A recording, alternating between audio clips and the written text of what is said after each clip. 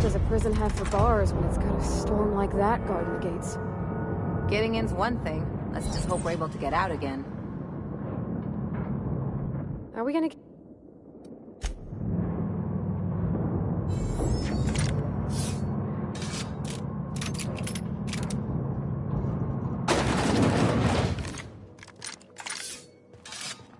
Let's look around. There's gotta be a few ways through here.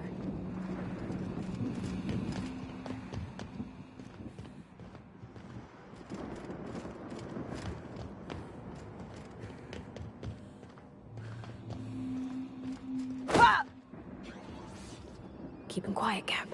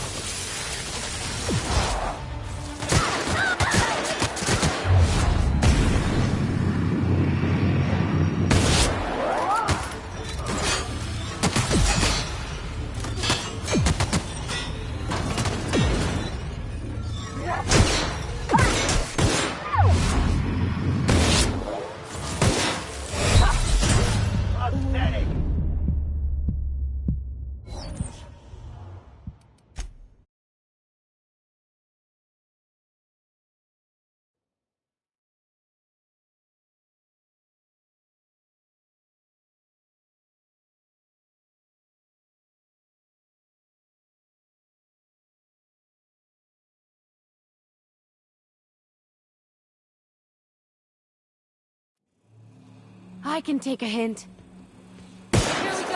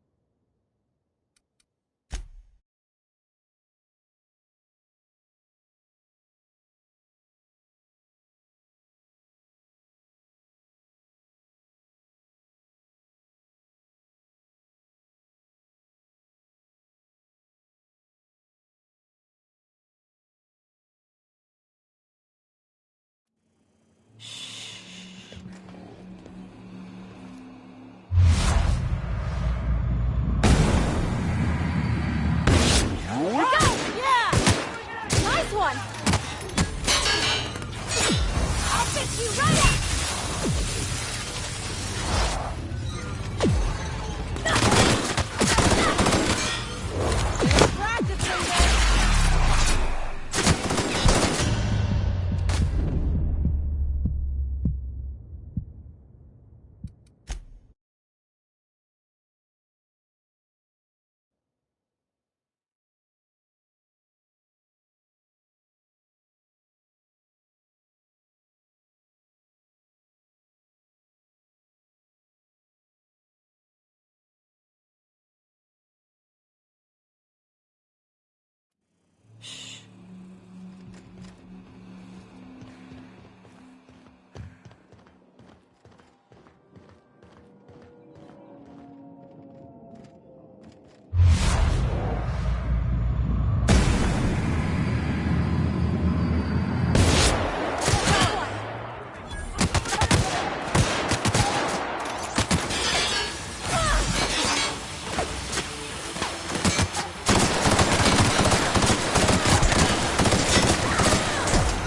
got it, Captain!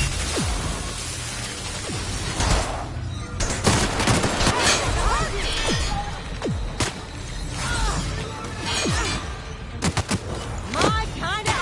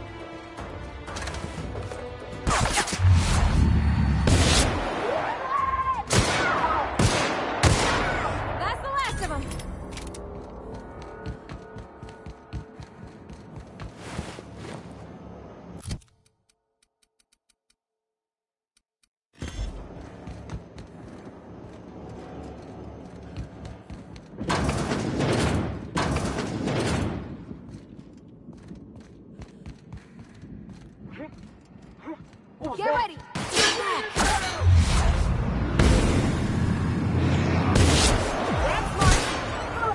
I'll get you right up!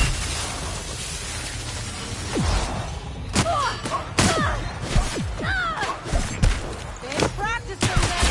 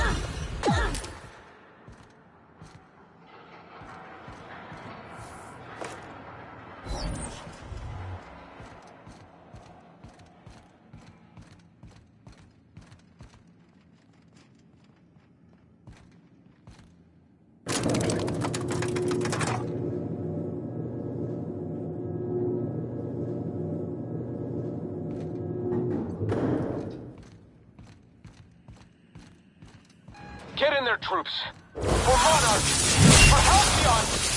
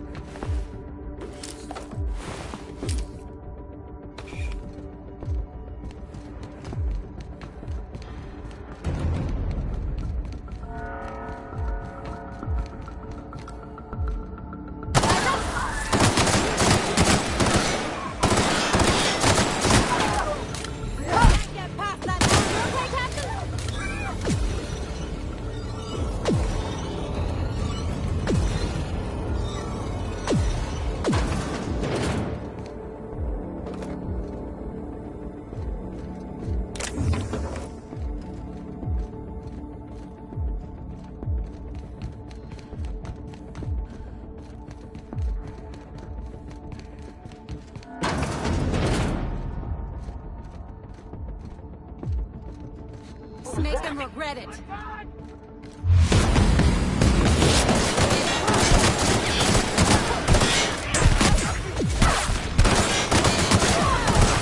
Here goes nothing. All together, poor body.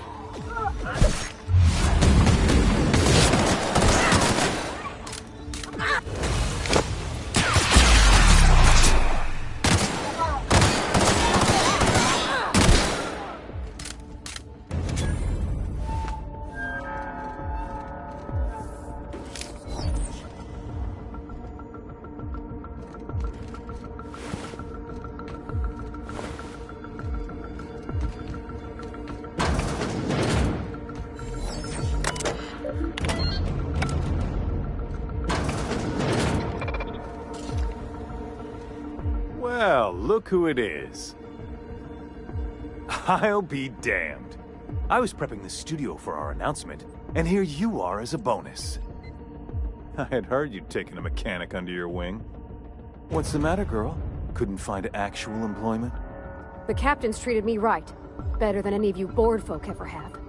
I'm exactly where I want to be. Ah, and the wayward doctor. Are you about done with your escapades? We have faces that need lifting, after all. These days, I'm more interested in breaking them. Wouldn't mind taking a swing at yours. When you go off and get yourself shot, try to avoid taking one to the face. I'll want it recognizable to show to my citizens.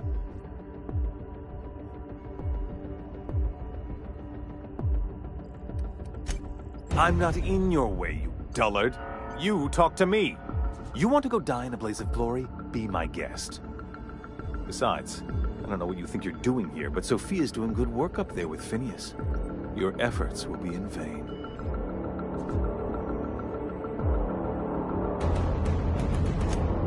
Yes, he is an extraordinarily obstinate fellow, isn't he? Fine, he isn't working for us per se. Semantics, he'll come around. But that's between us. As far as my adoring citizens will know, we've turned a dangerous crackpot into a working-class man. It's a miracle.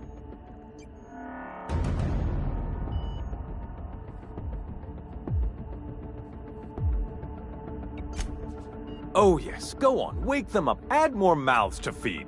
That'll solve our starvation problems. I don't know what half-baked plans that simpleton in a lab coat has been leading you through, but it's done. It's over. Let me ask you something, Captain. Have you at any point thought about not fucking up our entire society? We're helping, which is more than you can say. I'm making actual progress towards stabilization and recovery. You're just getting in the way.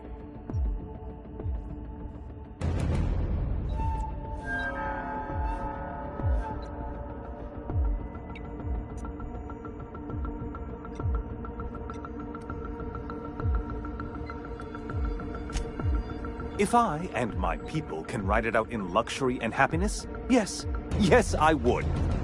I don't know if you've noticed, Captain, but Halcyon's pretty much a lost cause. We'll have to agree to disagree on that one, Captain. Now, if you don't mind, I have to finish prepping this script.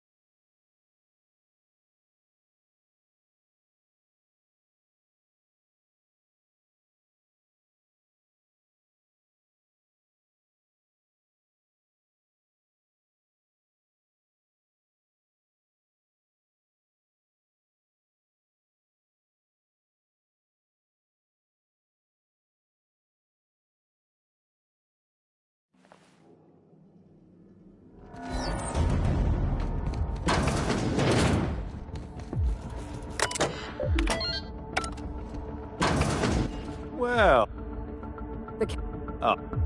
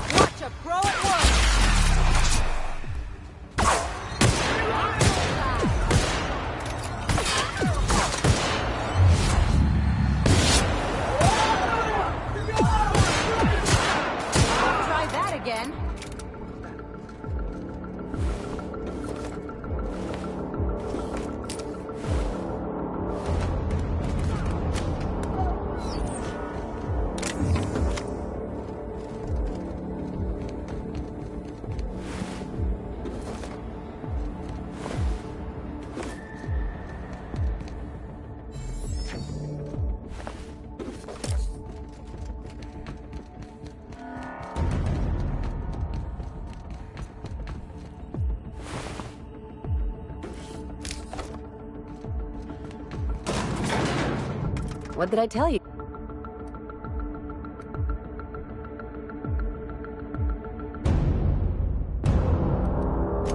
Just as long as you expect it from everyone?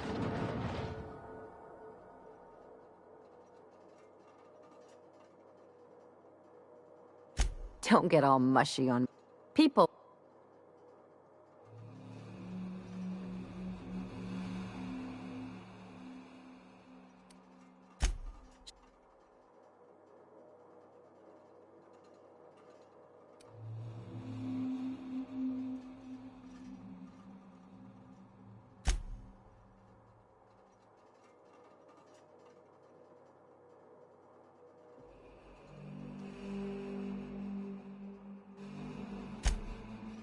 Anyway.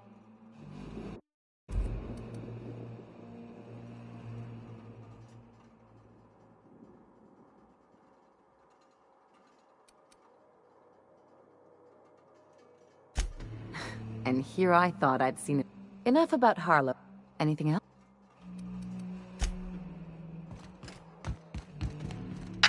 Captain, you have an uncanny talent for complicating my life. You've disrupted the balance of power. You've upset the natural order of things. You've introduced uncertainty, and there is nothing I despise more than uncertainty.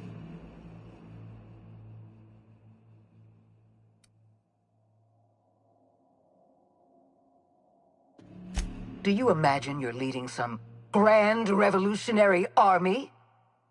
Those barbarians from Monarch are running wild in my prison. I suppose I have you to thank for this indignity. You're nothing but a rabble-rouser. I'm going to put an end to your little rebellion, and then I'm going to have you and your associates arrested.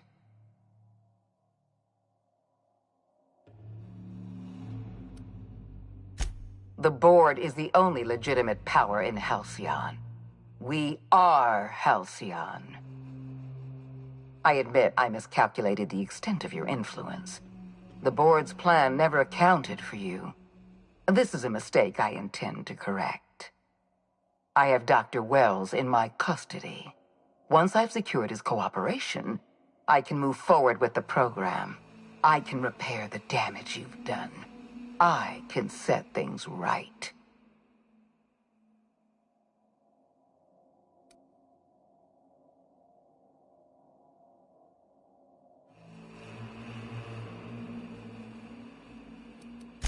In that we are in agreement. I take no pleasure in this, you know. Leaving you alive is too great a risk. Goodbye.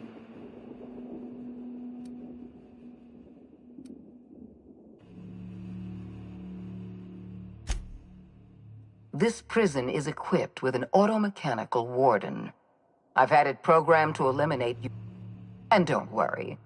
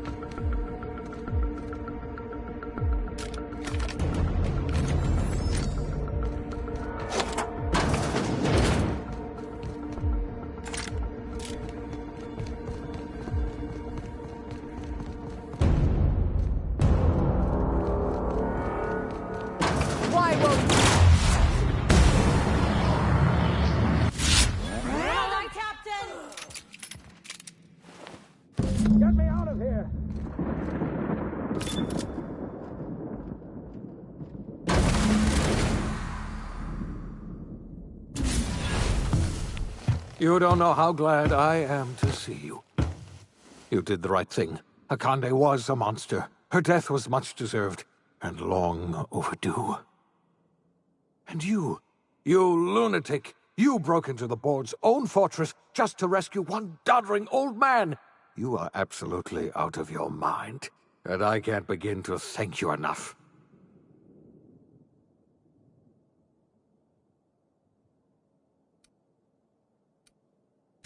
I'm all right, thanks to you. Akande wanted my cooperation. I'm quite sure she would have beaten it out of me if you hadn't arrived. You've broken the board's stranglehold on this colony, and you saved my life. But there's still so much we have yet to accomplish. You and I are going to have to work harder than ever to save Halcyon. I'm afraid the situation is far worse than any of us ever anticipated.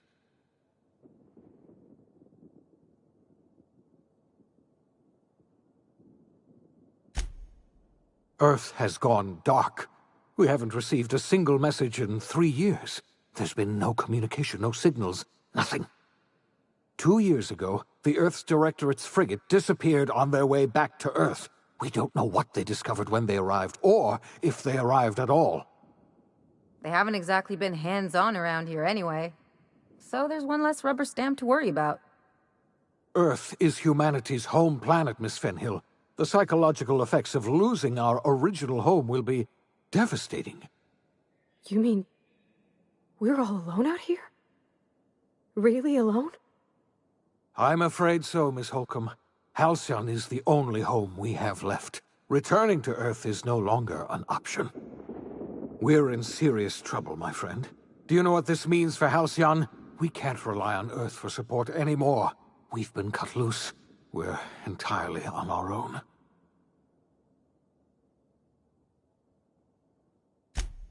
Yes, we do. You've done a marvelous thing. You've succeeded where anyone else would have failed, including me. We must begin the revival process immediately, starting with the Hope's brightest minds, and then we're going to fix this damn colony, one problem at a time. We're going to need a leader, and I can't imagine a better person for the job than you. What do you say, old friend? Will you help us?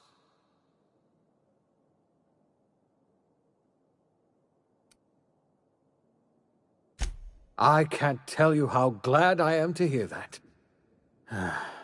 When I revived you, I thought we were going to save this colony all by ourselves. But I was wrong. We can't save Halcyon on our own. We're all going to have to pull together, somehow. We are not a colony anymore. Our last connection to Earth has been severed. I don't know if we'll survive, but we're going to have to try our best.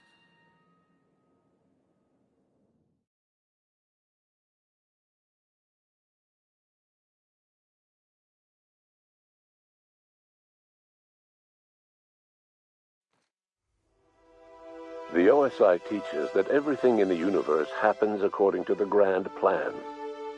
But the stranger that arrived in Halcyon was an unplanned variable. From the moment he landed in Emerald Vale, his actions altered the course of history. The events on Tartarus brought about the end of the board's authority. But the board's mistakes would haunt the colony for decades to come. The damage they left behind would require the work of a generation to repair. Dr. Phineas Wells began reviving a handful of the Hope's colonists. Engineers, scientists, technicians, and intellectuals. They were among the brightest minds the Earth had ever sent out into the stars. The Hope scientists and engineers woke up in a colony descending headlong into total collapse. With no way to return to Earth, they had no choice but to band together and devote themselves to the cause of saving Halcyon. The people of Halcyon were nothing if not hardy. In the absence of the board's authority, many of the colony's settlements banded together with a single purpose in mind: survival. Life was especially hard in the years to come. Some towns dissolved by attrition and starvation, but most of them found a way to carry on. In the years to come, Halcyon was forced to reckon with its newfound freedom. The board was gone, And for better or worse, the colony was responsible for its own destiny. As the colony struggled to survive, the inspirational story of the iconoclasts spread like wildfire, and Graham was able to bring many of the smaller Terra 2 townships into the fold. However, his zealous obsession with spreading the word blinded him to the needs of a growing organization, and the movement was unsustainable at scale. The iconoclast way seemed to work best, and ultimately petered out on Monarch. Consumed by paranoia, Lilia Hagen took Sublight Salvage in a controversial direction, openly accusing board officials of an extraterrestrial conspiracy. One day, an accident at the Groundbreaker's docking bay silenced her forever. Time would tell if her replacement could keep the Sublight family together. The collapse of Edgewater left its workers bereft of any purpose in life. Most of them made their way to Adelaide McDevitt's camp, hoping to ingratiate themselves into her favor. Adelaide accepted only a few to her community. The rest were turned away and likely died of starvation. Nevertheless, Adelaide's camp grew into a well-established town. Adelaide McDevitt refused to cooperate with the ongoing effort to save Halcyon from collapse. A sympathetic deserter stole a copy of her research and delivered it to the Hope's scientists. It is unclear how useful Adelaide's research was. An optimistic estimate suggests her work may have bought Halcyon another few years of survival. Adelaide would never know. She died that winter. Under the leadership of Junlei Tennyson, the Groundbreaker held firm against corporate influence. The ship's mechanical stability gave Junlei the time to educate a promising generation of engineers, schooled in her family's traditions. The future of the Groundbreaker looks promising. The rediscovery of the Hope and the abandonment of the lifetime employment program forced Byzantium to come to terms with some uncomfortable realities about the state of Halcyon. While Byzantines were reluctant to surrender the luxuries they'd grown accustomed to, the board's diminished authority gave them little choice in the matter. Nearly everyone had to learn to make do with less. Some even had to get jobs. It was a dark time indeed. Your influence shifted Ellie's perspective. She finally admitted, albeit grudgingly, that she just might need other people. Sometimes. With a steady income from the life insurance payouts, she was finally able to afford a ship of her own. She hired a small crew and flew supply missions to communities on the fringe.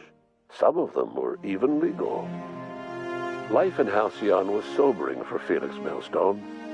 The grand revolution he dreamed of never came. There was no great awakening for the colony, no celebrations in the streets. There was only the hard, desperate work of trying to repair a broken colony.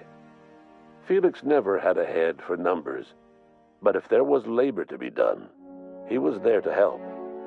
Eventually, Felix realized that the work of a revolution was done with two hands. As much as he enjoyed his adventures aboard the Unreliable, the vicar, known as Max, eventually decided that it was time to move on, to live out the life he had sought so long to create. He knew there were many in the colony who carried burdens much worse than the ones he had struggled with, and he devoted himself to easing their suffering wherever he could. He only ever took up arms again to defend the defenseless. Unshackled from a lifetime of striving and fighting the universe and himself, Vicar Maximilian de Soto was finally at peace. Though Parvati eventually grew comfortable aboard the Unreliable, she never quite came out of her shell. She seemed to prefer the company of Ada to the crew, and she could often be found neck-deep in cables and grease, telling Ada funny stories from her childhood. While the colony fell into chaos, she found an island of relative peace with Ada, and they formed an unusual bond. She decided to remain aboard the Unreliable permanently as its chief and sole engineer. Nyoka returned to Monarch to take another crack at making a permanent life for herself. She formed the Charon Group, a mercenary outfit of ragtag survivalists and wilderness experts. Anyone in need of a guide, or just looking to throw back a beer and swap stories, could find her camping on the trail or clearing an infestation. Before his untimely death, Captain Alex Hawthorne had plans to restore and modify, for combat purposes, a sanitation and maintenance automechanical that he'd found in a state of disrepair in Emerald Vale's scrapyard. That unit remains broken down and forgotten in the unreliable supply closet to this day. Minister Clark was released from house arrest, and his contact with you gave him a sense of renewed purpose and vigor. Once it became clear that no help would be coming from Earth, he threw his considerable efforts and talents into helping Halcyon manage the crisis before it. As for Dr. Phineas Wells, he spent his remaining years in his orbital lab. Though he was always haunted by the failures of his past, he was determined to make things right by building toward the future. Dr. Wells was able to revive many more scientists and engineers than he first expected, thanks to the additional batch of chemicals you stole from the Ministry. Wells never forgot about the human lives that were lost in acquiring these chemicals. The revival project was hard and painful work, but in the end, despite limited resources, over half the Hope's colonists were successfully revived. Even after Wells passed away, the Hope scientists and engineers worked night and day to pull Halcyon from the brink of collapse. Their efforts continue to this day, which may be reason enough for optimism. Dr. Wells laid the groundwork for the project to save the colony, but he would never live to see the fruits of his labor. He passed away a few years later. His work was carried on by the scientists and engineers he revived. Life will never be the same in Halcyon. It is widely agreed that the colony has a chance of stabilizing within a generation, owing to the hard work and determination of the surviving colonists. Recovery is a distant goal, and the path is long and uncertain. But the people of Halcyon carry on, determined as ever. And what about you, the unplanned variable in the history of Halcyon? Long after Wells passed away, you carried on his work with more energy, determination, and brilliance than he could ever muster. The years that followed were hard, but Halcyon survived by the efforts of the Hope's most promising colonists, the greatest of which was you. No one knows what's happened to Earth, and no one knows what the future has in store for Halcyon. All we know for certain is this: the name of the Unreliable and that of its intrepid captain will remain the subject of countless stories for years to come.